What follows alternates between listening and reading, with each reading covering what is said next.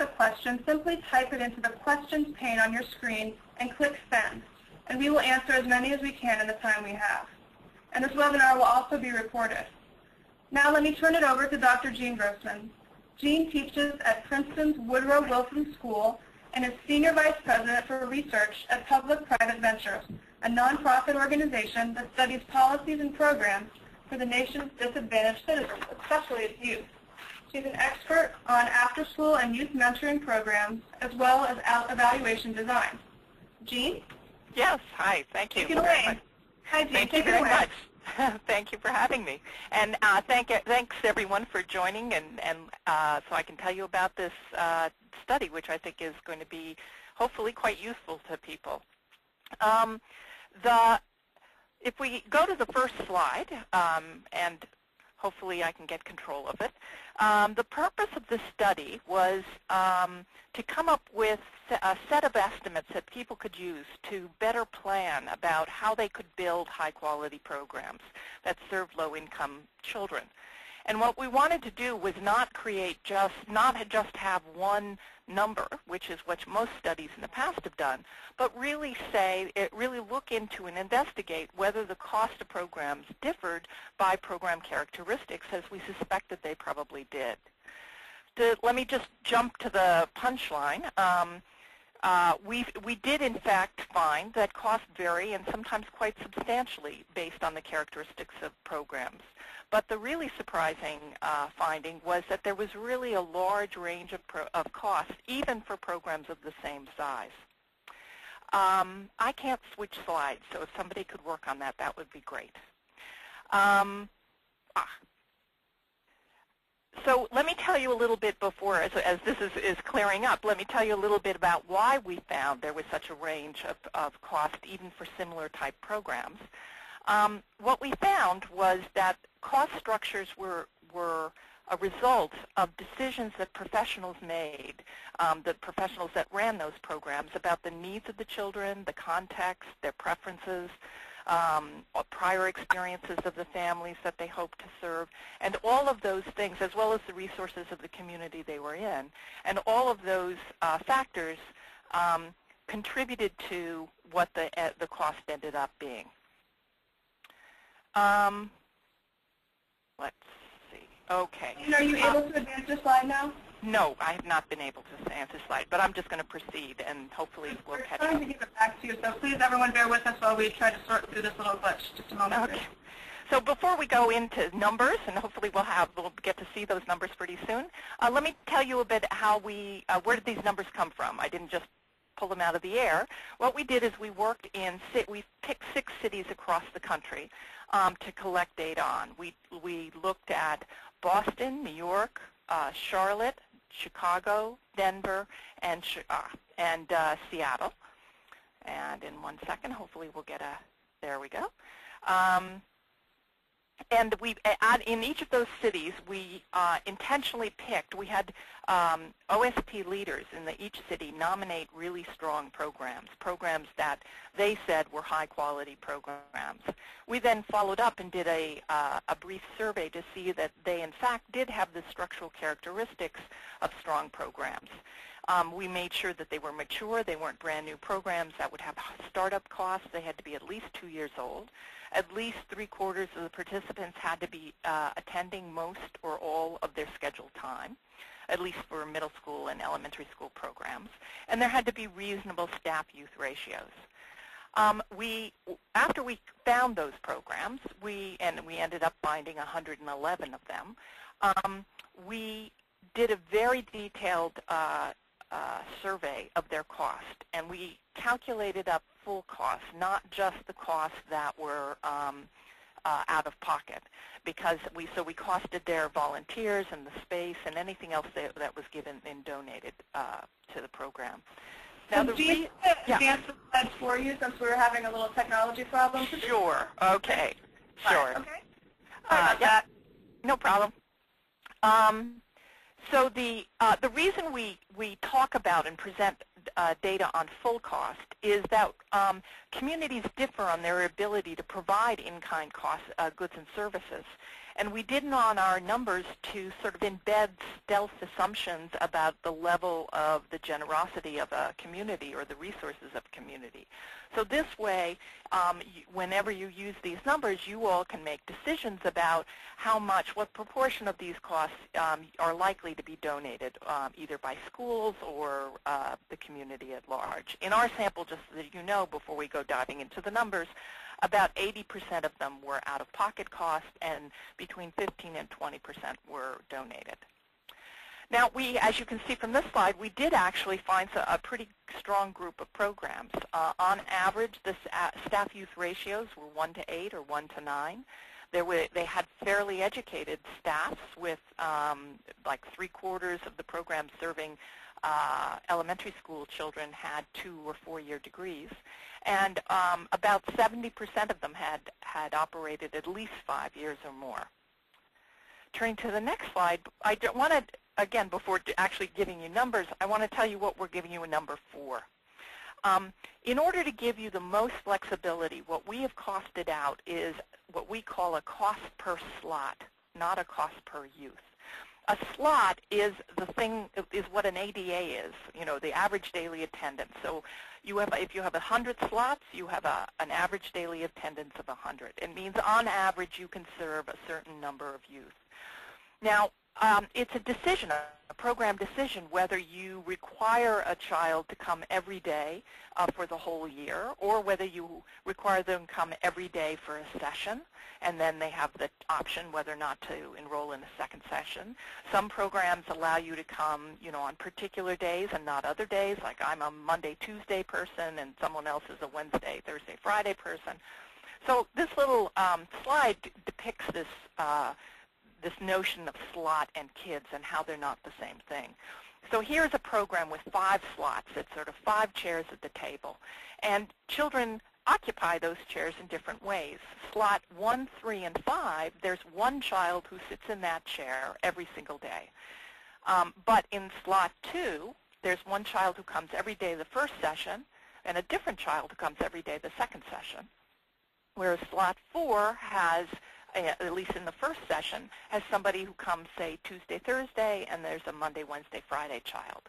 So in this particular example, there are 5 slots, but they serve 8 children. So what I'm going to be telling you is most of the presentation is in terms of cost per slot, because it's about building programs. And then you can choose and decide whether this is going to be a 1-day-a-week program or you're going to have mandatory 5 days a week. Just so that you have some sense of context, in our study, we found that the cost per youth for elementary school kids during the school year was about 61% of the slot cost. And I'll show you a figure later on with all those numbers. But think about it as approximately half. Okay, moving on to the key findings. Because we have limited time, I'm only going to give you a few of them. There are many more available in the report online. But the banner headlines out of this study was that we found that costs did differ by characteristics, and we're going to see those in just a second. But also programs, as I said, that are of the same type had quite relatively large ranges. So let's go look to see what we found. The next slide shows you how costs vary by the age of children you were serving. So if the 3 bars or 3 sets of bars, one is the hourly cost is in red and daily cost is in blue. The first bar was elementary. You only served elementary school children, or you served elementary and middle school children was the middle bar, or you serve all 3, elementary, middle, and high school children. And what you see is each time you add a new age group, the hourly and daily costs go up, which was relatively interesting, and it's probably because you have to hire different types of staff, and there's less economy. Less economies of scale. The next slide shows us how it differs by what types of focus you have in your program. So we split them into 3 different types. There were academic programs, so they viewed themselves as primarily academic programs.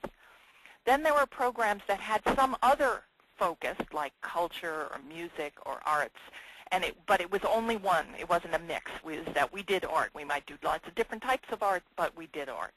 And then there were multi-focus, which are probably the most common that we found. So we do a little academics, a little cultural stuff, a little recreation. And what we found is that at least by the hour, the academic programs are the most expensive, and the multi-focus are the least expensive. By the day, it doesn't quite go that way because academic programs run fewer hours than the other two programs. Now, one of the reasons academic programs were more expensive by the hour is that they spent more on salary and materials than did the other two programs. If we go and look at another way programs vary, that's by size. And what we found is that there is sort of economies of scale, but there's sort of a ratcheting in cost, which was quite interesting. The easiest way to see it is in the blue daily lines. It also is mimicked in the hourly. It's just harder to see that the pattern. So in the beginning, you have relatively high slot costs because you have some core staff and relatively few children and few to spread that core staff over.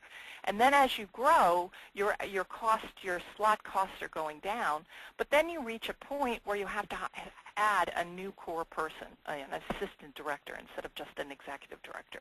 And so again, then it jumps back up again. And then you expand again and the costs go down and then it jumps. So you do have you have decreasing costs, but it ratchets up at periodically. So let's move on to the next slide. And what we found were that while these were true of kind of different characteristics, different programs had systematically different costs, we also saw that ranges were quite large. Before we go into real numbers, I want to show you how I'm going to show you about these ranges. I'm going to convey the information about the ranges by showing you a box that will range from the 25th least expensive program of that particular type up to the 75th. That's the whole yellow box. And the little red diamond is the average, and the white line will be the midpoint of where it is. So for this particular example, the range goes from about $9 to $32. The midpoint is about 21, and the average is about 23, 24. Okay, let's dive into the real numbers now. What we ended up finding, let's see. Can we switch? There we go. Good. So here we have the average across all the programs that we looked at for the programs that served elementary and middle school children. The top two boxes are daily cost, and the bottom two boxes are hourly cost. So we have summer daily, daily school year cost, hourly summer cost, and hourly school year cost. So before we dive in, let's just look at the pattern. Well, the pattern is there's fairly large ranges here. The other pattern is if you look at the top two boxes, you find that our summer costs are greater on a daily basis than school year costs, and that's not so surprising because they're running many more hours than the school year. But if you look at hourly costs, it flips, and it is exactly because they're running more hours per day in the summer. They can average their costs out. I mean, they spread their costs out over more hours, and so the hourly costs go down. Looking more specifically, starting with the bottom box, we found that school year programs had an hourly cost on average of somewhere between $7 and $8. It was $7.40. But the range was from 3 to 9. Again, that's relatively large. On the daily cost during the school year, the range was $21 to $30, with the average being about, school year is about 24. In the summer, as I said, summer daily costs are more expensive because of they're operating more hours, and the school year, the hourly costs are less. Turning to the next slide, we're going to look at the programs for teens. before going through the numbers, the thing that will strike you immediately is how much bigger the ranges are. Much, much larger ranges for teens in both the hourly and the daily cost. But the pattern between school year and summer daily and hourly costs are the same, with daily summer being more expensive than school year daily costs, but the reverse being true when you look at hours. So if you look at the bottom one, you find that the hourly cost for the school year teen programs was about $10 per hour for the teens. Now, if you remember, it was $7, between $7 and $8 for the elementary and middle school. So it's a little bit more expensive per hour to serve teens.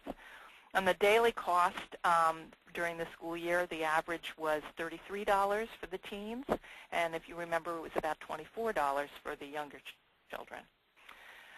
In the summer, you get about $8 or $9 as an hourly cost for summer teen programs, and it was like $4 for the younger children. So you look at these numbers and you say, why? Well, why are the teen programs so much more expensive? Well, it turns out that teen activity leaders are paid more than activity leaders for elementary schools, which isn't so surprising because teens want more skilled leaders.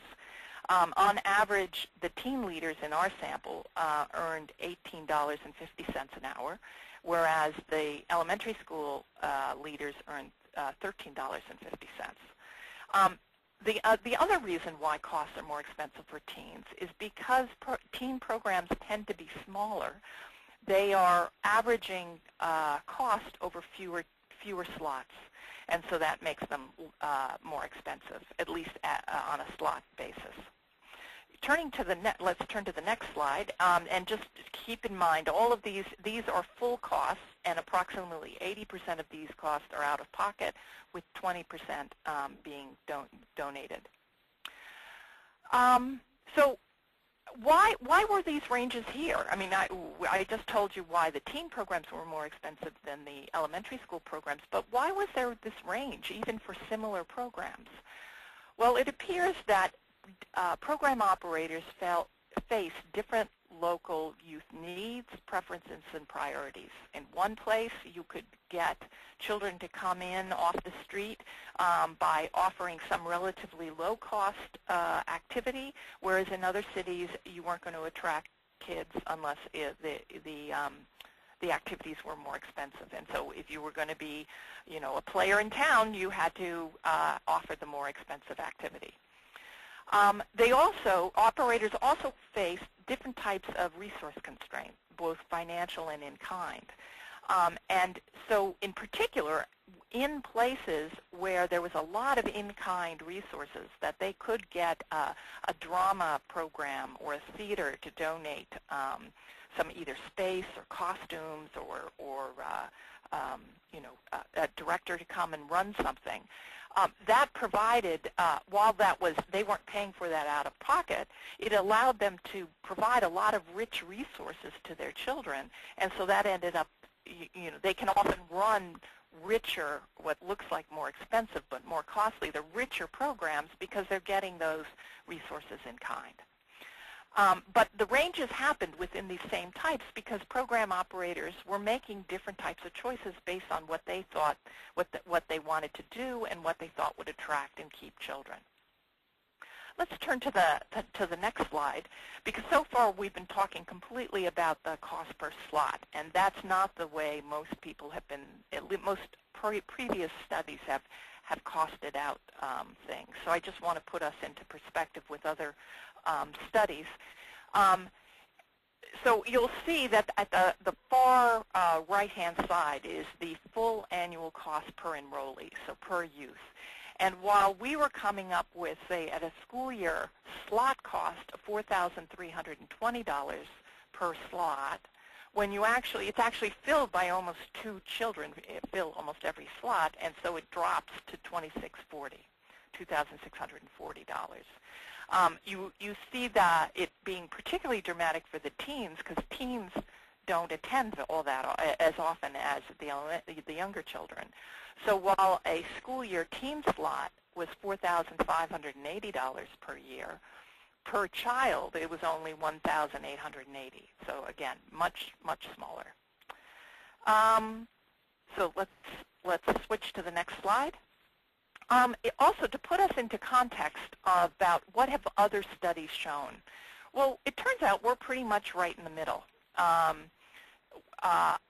Our study is the Wallace study is in red, and there were 3 studies that have been done prior to ours. Were 4 studies that are more expensive than ours, and 4 that are less expensive than ours. So some of the reasons these numbers differ, let me explain these a tad, is no other study has ever valued space, because they've always looked at either all community-based or all school-based, and they've just decided not to look at space at all. Well, for us, because we were looking at both community-based and school-based, we needed to be able to cost out space.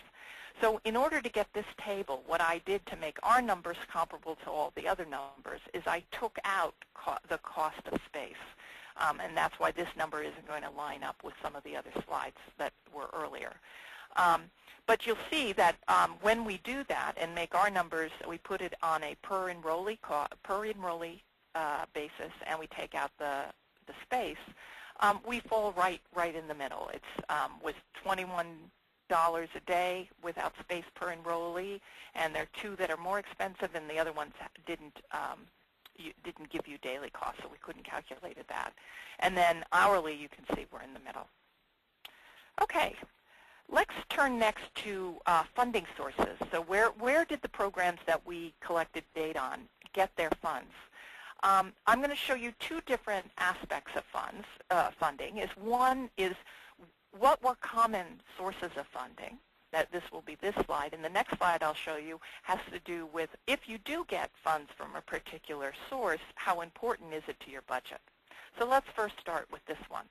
On average, we found that the median number of sources that programs used to fund their programs was 4. At least this is I'm going to show you and talk about elementary and middle school programs. About the same things occur with the teen programs, and you can look at the report online to get the details of it. We found by far the most common source of resources was in-kind contributions. 87% of the programs received in-kind contributions. 80%, the second most common, were public funds. 80% of the programs that we were looking at were getting public funds, followed by financial grants. You'll see that only 20% of the programs were charging parent fees at all, and only 19% of them did any kind of fundraising on their own events or bake sales and things like that. Okay, switching to the next one, and we say, okay, well, if you get funds from a particular source, how important is that source to your budget? Let's first look at the most common sources. If you remember from the last slide, in-kind and public sources were the most common.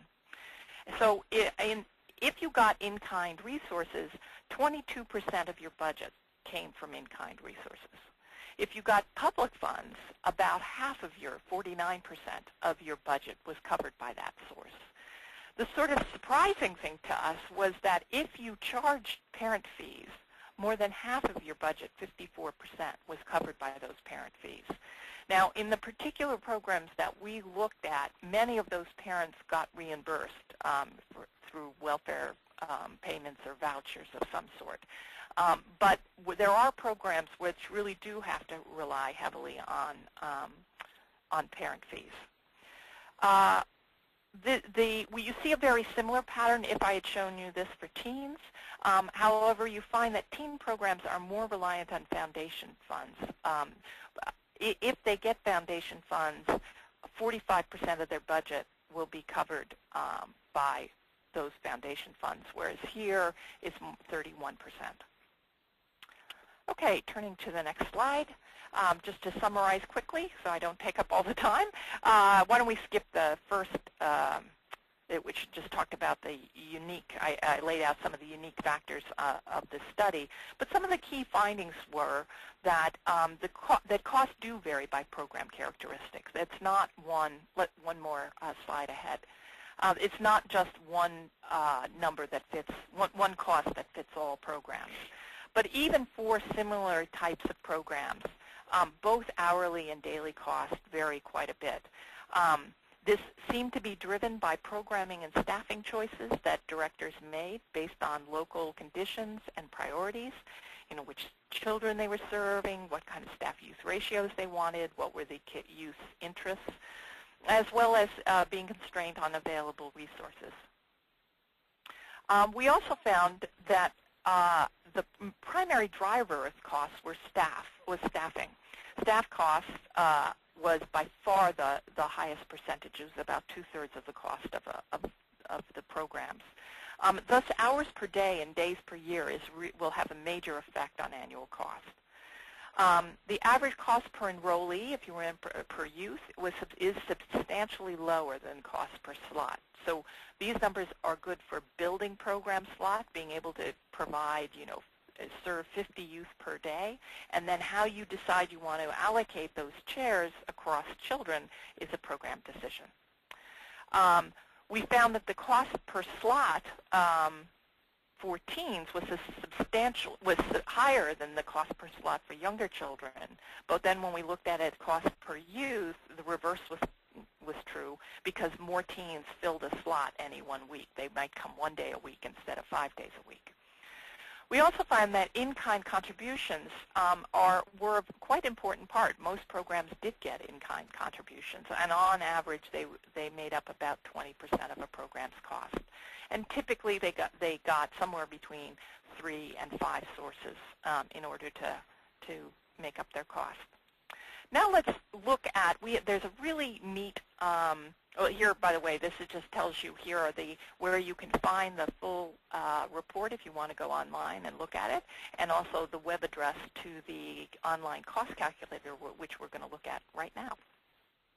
And Gina, I'm just going to, since we're having a little bit of a technical problem, I'm going to kind of operate for you as you talk us through the cost calculator. The online calculator is a really neat feature. It will allow you to build up your own tailored costs. So in the report, we talk about school-based, school-run programs or school-based, community-run programs, and we give the average numbers. But if you want to tailor a program that has a particular staff-youth ratio, a particular size, this will allow you to do it. It also allows you to make it relevant to your own cost of living. One of the things I didn't really go into is, in order to pool all the cost of all the cities we were talking about, we had to deflate all of the costs, because we couldn't add in New York City's cost with Charlotte's cost and think that we were getting the same kind of dollars. So we deflated them all to the same dollar, to an average urban dollar. And what this cost calculator allows you to do is sort of undo it to your own location. So we're going to start, yes, so let's say you were a program director, you could fill that in. And let's say we're going to say elementary only. We want to say we're going to have an elementary only program. We want to do a school year program. And let's make it a mixed program, because that's the most common for do the mix, the bottom, right? And we go to the next one, go up. And let's say we just live in Alabama, sure. And we're going to have a community-based organization run our program, but it will be located in a school, which is, again, quite a common way. Next. And let's say we want to do 100 slots on average. We'll have an average daily attendance of 100. We'll say 15 hours, we'll do 3 hours a day after school for 5 days a week. And let's run 32 weeks. Oh, we got to do 32, right. And let's have a less than 11 to 1, so like a 10 to 1 ratio, yeah.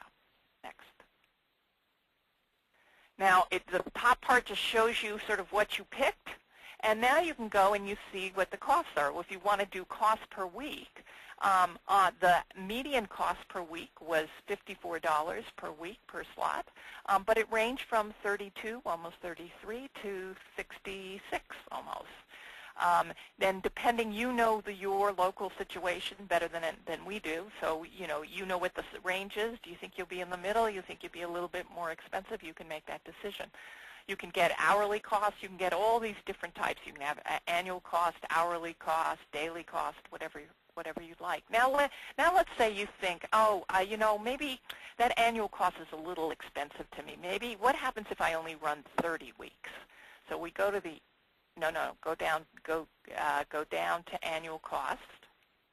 Yeah, and then across from it, yes, let's go down to 30. So then I can get it to $1,600, $1,646 a child. And then you say, oh, I can afford a little bit better. How about we'll do one more week. Can we run 31 weeks? Yep, $1,700. That's what I had money for. So this is how you could use this to both tailor, figure out what's the cost of a particular type of program you're interested in running, as well as to adjust it to fit within some kind of budget. So, Erin, I'll turn it back over to you. Thank you so much, Jean, and thanks for being such a good sport as we work through this. Now we'd like to hear someone who's really using this information on the ground. Gina Warner. Gina, are you with us? I am, Erin. Hi. Hi, Gina. Thanks for coming today. We're really pleased that you're here. This is Gina Warner, the Executive Director of the Greater New Orleans Afterschool Partnership. Gina, could you tell us a little bit about your work and how you're using cost data in your planning? Well, we certainly, in the post-Katrina landscape of New Orleans, are very interested in funding and resources, and we've worked very hard to develop a funding policy brief that helped us identify where public funding sources were for youth programs. So certainly the work that Wallace and PPV have done around the cost calculator is just the next natural step to helping us to understand, once we found those resources, how to determine, how we identify and use those resources to determine and advocate for what a quality program costs. And so we have actually used the cost calculator. We are working with a cohort of about 18 summer programs this summer, and actually just received applications and budgets from these programs, and actually ran the program budgets for all 18 programs through the cost calculator. We obviously looked at summer-only programs. Some programs were elementary only, some high school. They were all multi-focused, so we were able to use most of all the different categories. Some were community-based, some were school-based. So again, we got good exposure to just about all the different facets of calculating the cost. And number one, it was a very easy tool, very user-friendly tool. So we certainly give it thumbs up on that.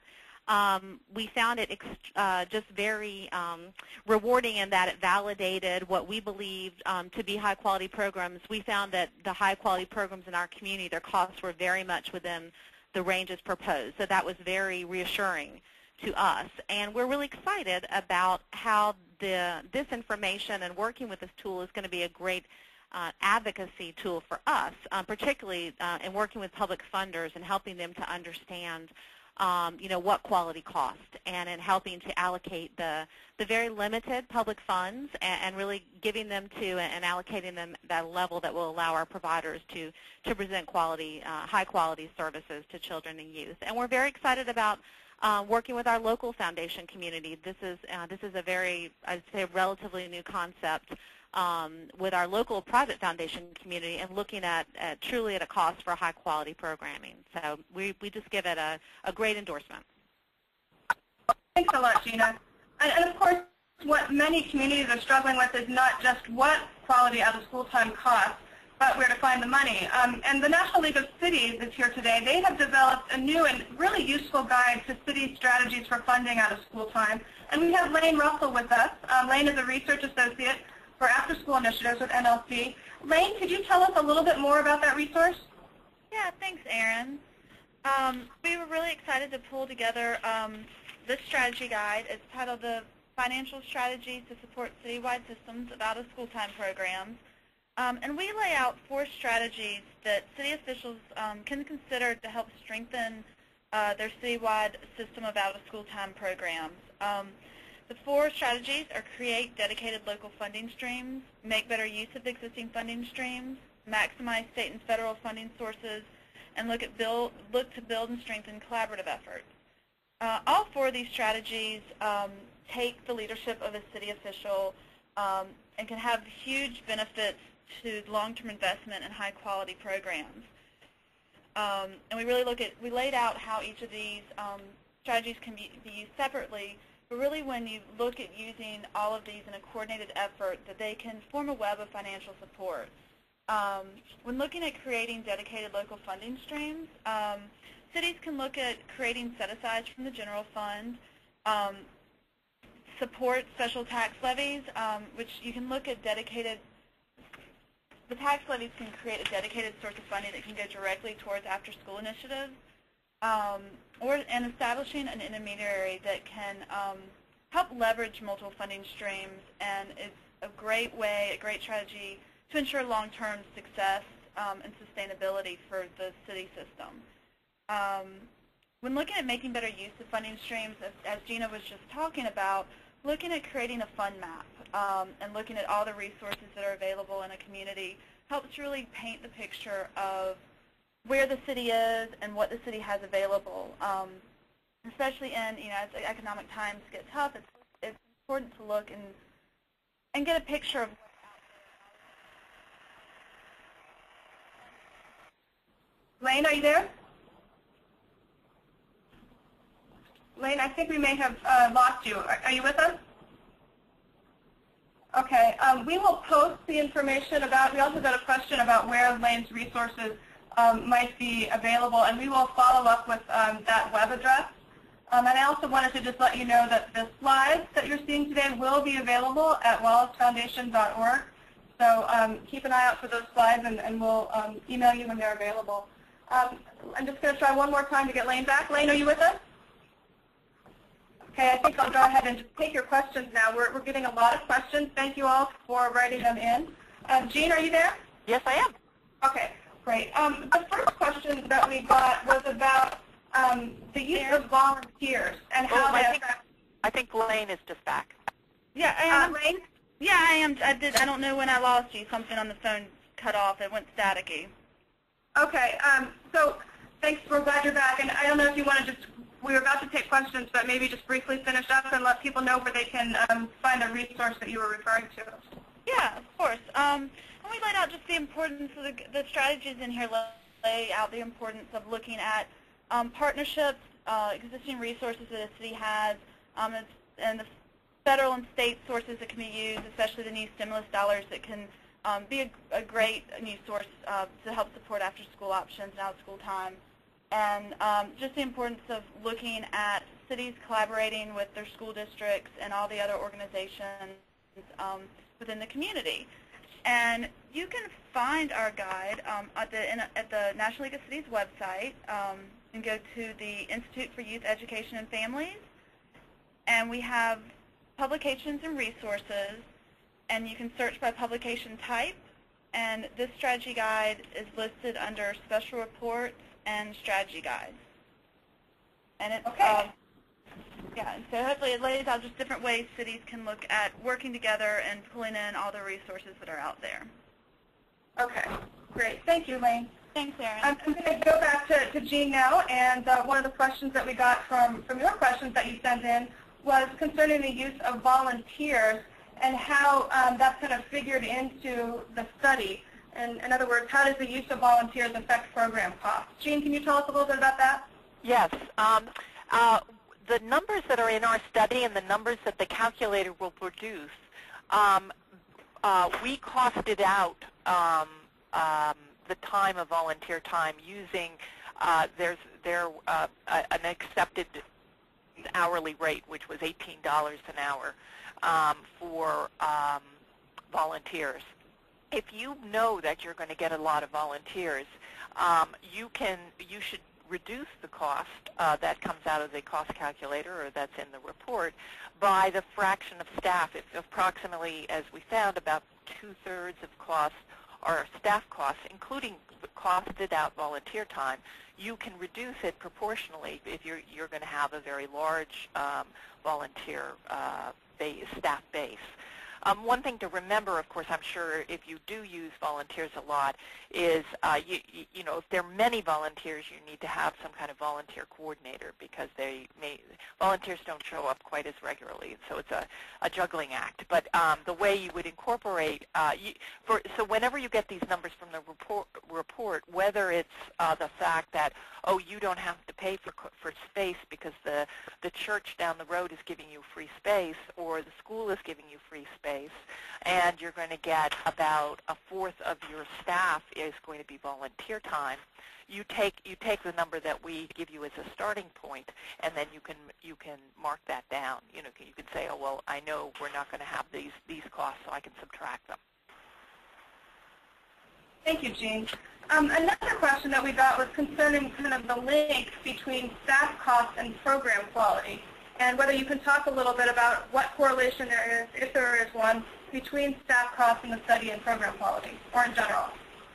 In general, this particular study didn't look at that because but what we did do is we did a big survey before we started the cost study, because we wanted to be able to screen all the programs to make sure that while local leaders had nominated them as very strong, high-quality programs, that these actually were programs that had the structural elements of high-quality programs. And it turns out that while there isn't very solid evidence that links the amount of staff or the staff-youth ratio, or even staff education, to the impacts that the youth have, to the impacts that the program have on youth. We all believe that they're there. There just isn't a lot of empirical backing behind that. So unfortunately, I can't tell you, you know, this is the best staff-youth ratio. I think what some studies have shown, interestingly, is that youth seem to like and benefit more from a variety of different types of staff different types of staff education levels, ages, and staff youth ratios. So youth, especially middle school youth, seem to like to be in situations where they get some high-quality one-on-one time or small group to adult time, but they also want time where there are many more. There's not so much structure, and there might be one adult for an hour period or a 45-minute period with maybe 15 or 20 children.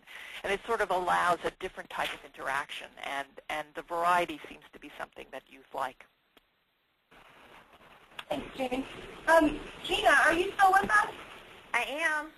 We got a question from Kenneth, one of our listeners, who wanted to know a little bit more about a fund map. Would you be able to describe your fund mapping? Sure, and I actually will direct you to our website where you can see a copy of the policy brief that we created from our fund map, and our website is gnoafterschool.org. And if you go to our resource library, you'll find a copy of the policy brief of our funding map there, and then you'll also have a little bit of a head start into doing a funding map yourself, because you'll find 3 appendices, one for federal funding sources, state funding sources, and local funding sources, and obviously relevant to most of you on the call will be the federal map, but that would allow you to go ahead and start for your program work and see which of those federal funding opportunities for children and youth programs that are actually being accessed in your state or in your community. It was really an extremely enlightening tool for us, allowed us to identify funds that we were not accessing as a community. I'll just give you a very brief example. Our research indicated or helped us identify a total of 33 federal discretionary programs and grants that could be used to fund youth programs, and our research indicated that only 9 of those had grantees in the New Orleans area. So clearly we are missing out on a lot of opportunities through federal agency grants. So that's something we're going to be working on closely in the next year. Thank you, Gina. One of the other questions, we really got actually 2 more questions about the study's methodology for Jean. Jean, one caller wanted to know a little bit more about how the data was collected for the study. That's a big question. I'll take that to mean that you wanted to know exactly how we collected the cost study as opposed to selecting the sample. The actual question was what technology was used to collect the data for the study, but maybe a little bit about the methodology too.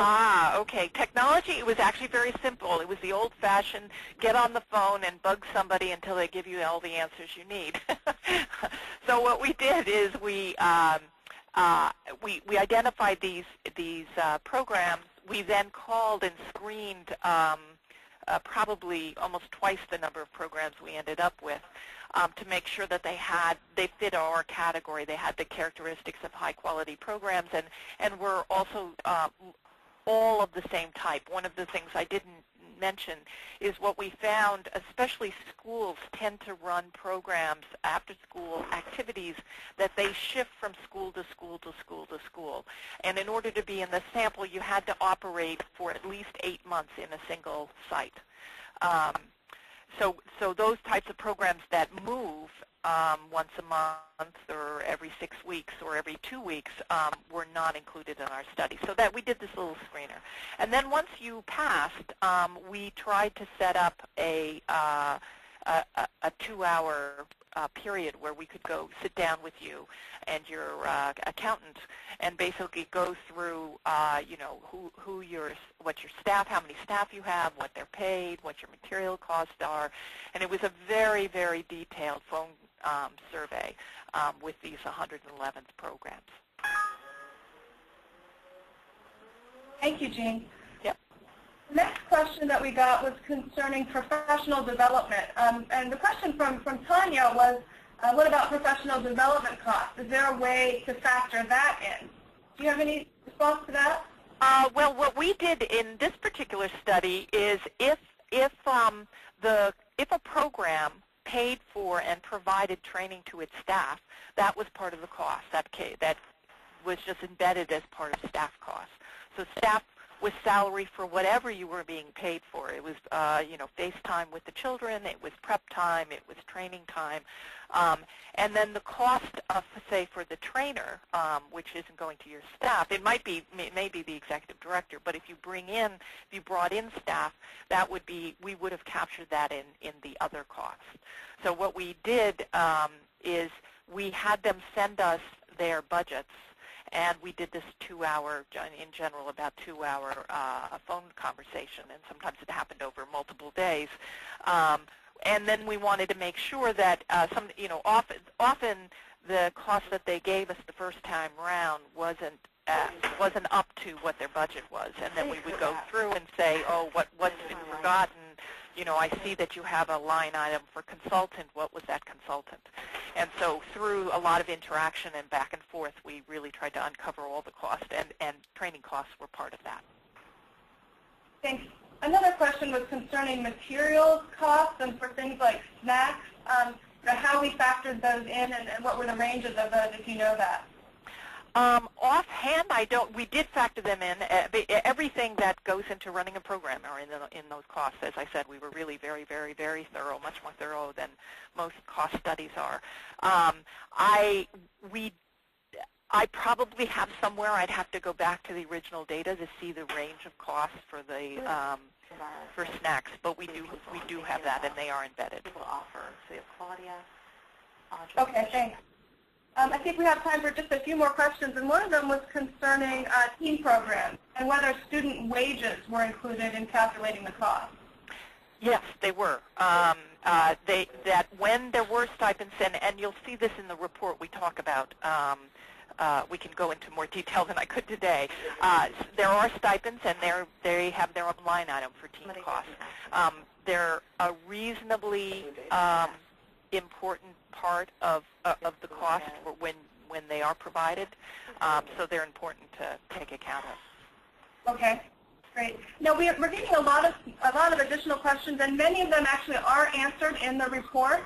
So I encourage people to download the cost of quality study, and I think many of the questions that you have will be addressed there. I wanted to ask Jean to talk a little bit about a corollary study that we're kind of working on also regarding the cost of out-of-school time systems.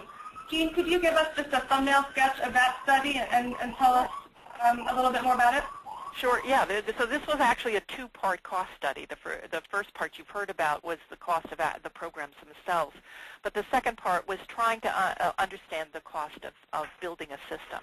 And in the 6 cities that we selected, one of the reasons we selected those cities is all of them had some type of system in place.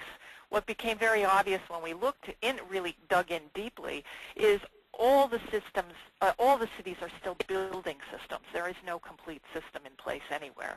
And especially we were looking in like 2007, 2006, 2007.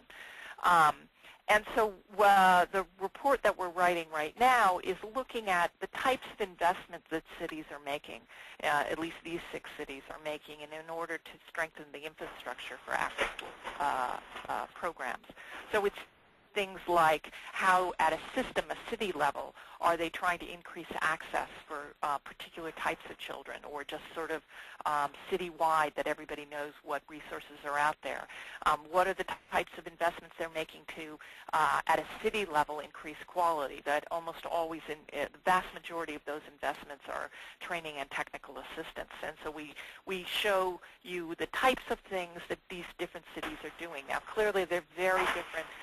These cities differ on many, many, many dimensions. You've got New York City, which is very, very big, and you've got Charlotte that's small, or Seattle, and the strategies they're using are very different, but it sort of gives you a menu of the types of things you might want to think about in helping to strengthen your infrastructure. Great. We got a question about, one of the listeners wanted to share the information with others, other colleagues, and asked if there were any more webinars planned or how else they could kind of share summaries of this info. We don't currently have a plan to do another webinar, but we'd certainly be open to doing one if there's interest, but also wanted to let you know about 2 ways that you can, or several ways actually, that you can find summaries of this information on the Wallace Foundation website. There is an executive summary. There's also a Wallace summary, kind of a separate summary of the publication that talks about some of the issues and really encapsulates what we think are the most important findings and connects it to some of the other work that Wallace is doing. We will make the slideshow available on our website, and we will send you out a list. I know that there were many references to research on this call, so we're going to compile a list of everything that was mentioned, and we will email it back out to you immediately following this call. So watch out for that. The webinar will be archived, so others can listen to it as well. And I think we're at our time, so I just wanted to take this opportunity to thank everyone for calling in today. It's been a really informative and interesting call. We really appreciate your questions. And also thank you to Gina and to Lane, and special thank you to Gina Grossman for spending so much time on this and working through these little quizzes that we had. We really appreciate it, and we'll be following up with a survey. Later on. So thank you very much, and goodbye. Bye.